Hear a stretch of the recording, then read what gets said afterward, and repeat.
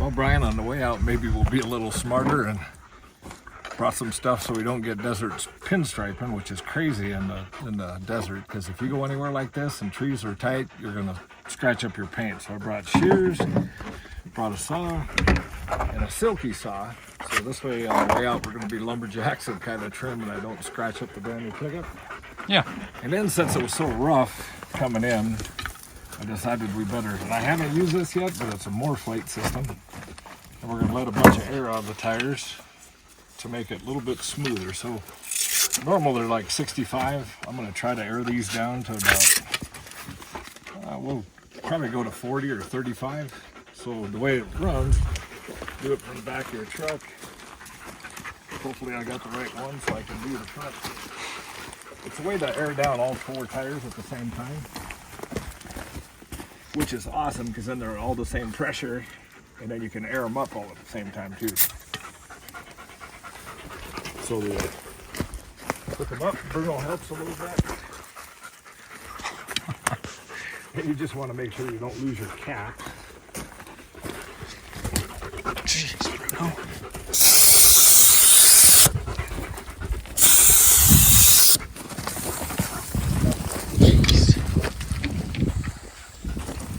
I used to have this other plastic hose, but it was so.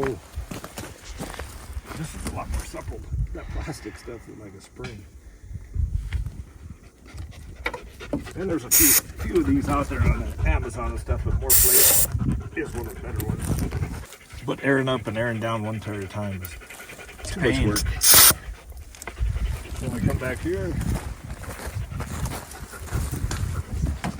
We'll turn on our gauge, so we're at 57 pounds. So then all we'll do is, now it'll drop the when you look low, so to check it, you pull that and it'll go back up. So 55. We're still 50. So we'll drop down about 40.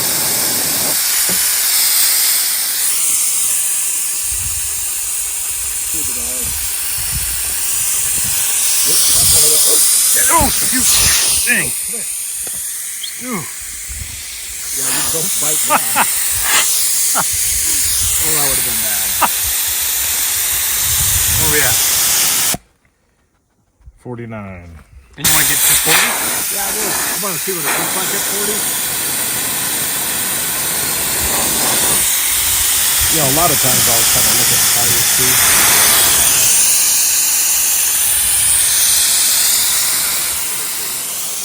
But the big deal is, and if you look, you let air out of the tires to make it smoother and to give you more footprint. So like all that stuff that we went through that was so soft, yep, it'll give you a bigger footprint so you're less likely to sink down. You'll get more traction. Nice. Easier on the ride. It just takes you a little bit of time, so if you're going to do it, you want to get something that you're not sitting on every valve stem and doing that. So this is a fast way to do it. Yeah. But we'll see how fast it airs up after. Now that's pump by that, or we'll show it when we get to the end in the highway. But it's supposed to, you have to air up all 4 at the same time, I guess, because it's got so much, especially they tell you not to air up one at a time. But they do have models that do, but 37. 37, put it on 2 more pounds. That's dropping like 30 pounds on it. Yeah. He likes it.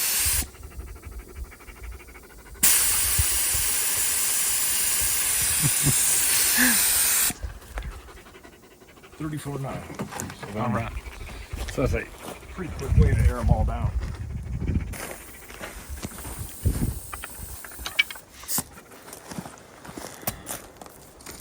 And I'll check the gauge. You know, you got your tire gauge in the car? Yep. I'll check it just to make sure it came out of all of them. Definitely are lower.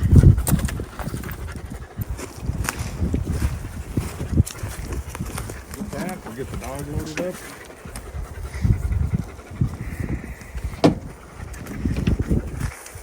You almost ate a tarantula wasp. That was a close call. The tarantula wasp, like I said, you don't know about internet stuff, but they say it's supposed to be one of the most painful of insects. Yeesh. And I saw a guy get get bit by one on purpose to see or whatever? Yeah. Coyote guy? Yeah, he cried. Oh, yeah. Laid on the ground, cried. There's some terrible things. So do you pump through this also? Or just let it out? Nope, Okay. I'll hook it back all up the same way, but then this connects to that compressor. Got it. Cool. Here. Seems pretty easy to use so far. I didn't do that one as pretty, but as long as it all fits it back in the pack, because we'll take it back out again for the when we get back. Like I say, they're not the cheapest out there, but I like their stuff. It's got the digital gauge. I think they got lifetime warranty and stuff. Compressors and all that. Just like that. Moorflate. Yep, so all the tires, you check it on your gauge just to double check, and they're all, only one is 1 pound more than the rest. So it'll light up like a Christmas tree since we're too low, but that's the way it is.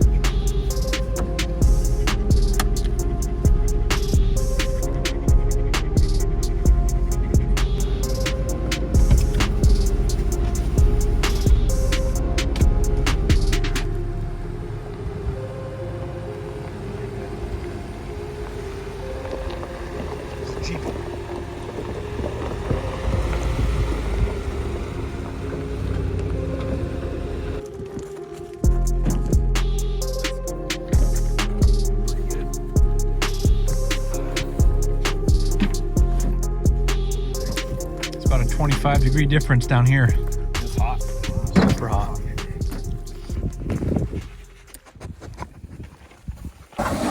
And then so I don't have to open the hood, put on a special connector. Is this just part of the kit? Yeah, so this was part of the kit, and then I made this connector so that in the back of the truck, so I don't have to open my hood and do all that stuff. So hook it up. Then I'm gonna hook this up.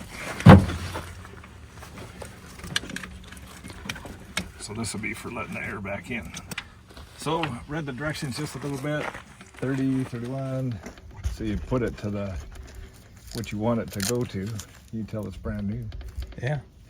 45. So we're gonna take it up to 65 pounds. Dang. They said it'll run and shut off if it has to cool down for a little bit.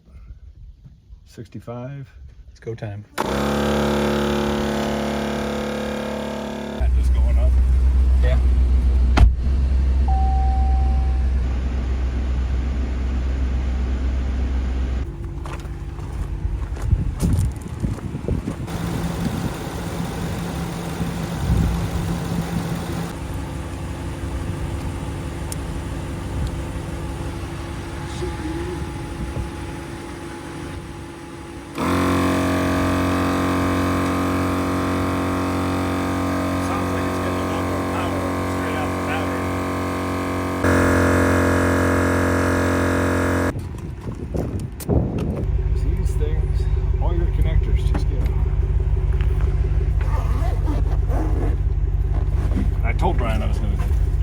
In, but I figured I'd kind of make it halfway clean. Nice. And then this bugger. See how hot it is, because these do get hot. It'll take a while to cool down. So I'll set it in the bag, but I won't close the bag, and I'll just.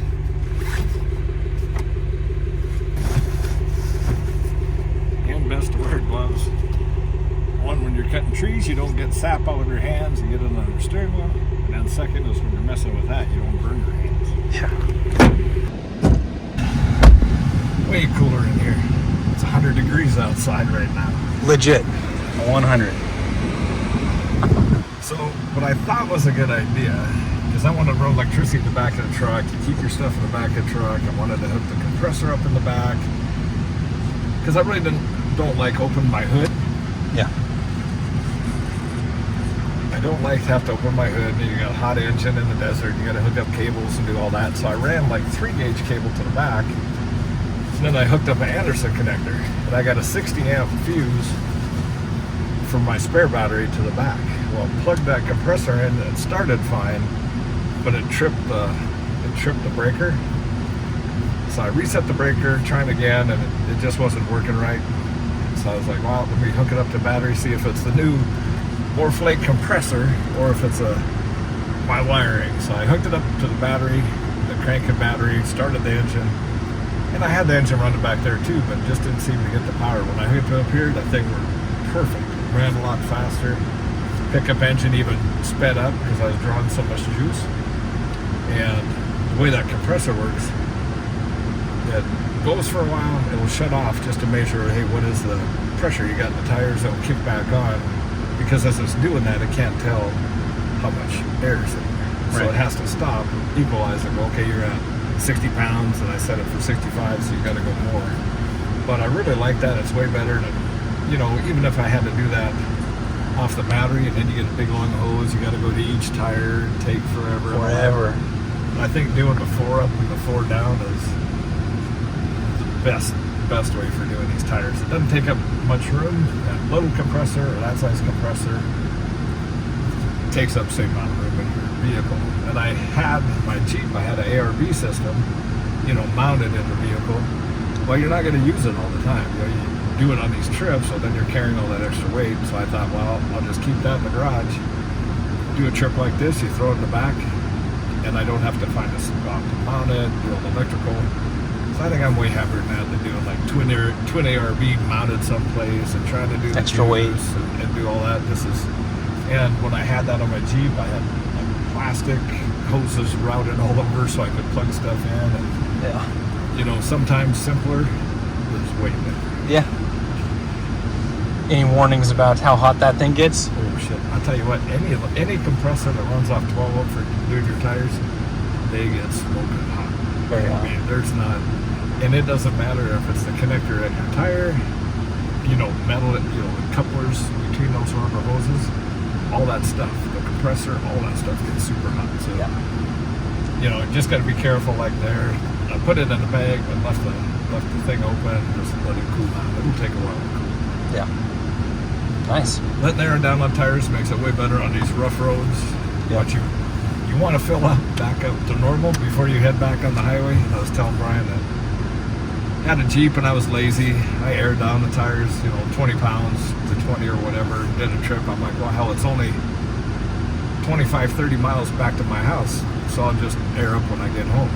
It chewed those tires up, rounded. Instead of the nice square edges and stuff, it rounded. So it's just not a good thing to do. It's always best to air up on the way home. Nice. Good advice. So I hope you like the Moorflate.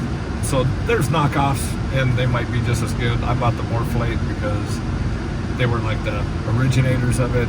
Other people copied it, and sometimes it's good just to don't buy the knockoff. Hell, they might even be all made in the same place. Who knows? But I know it's a reputable company. I can just give them a call and say, hey.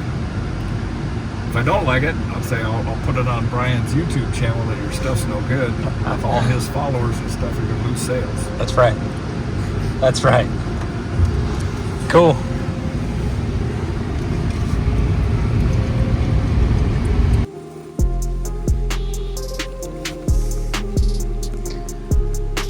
The good life. I'll pretend this is coffee. Bruno.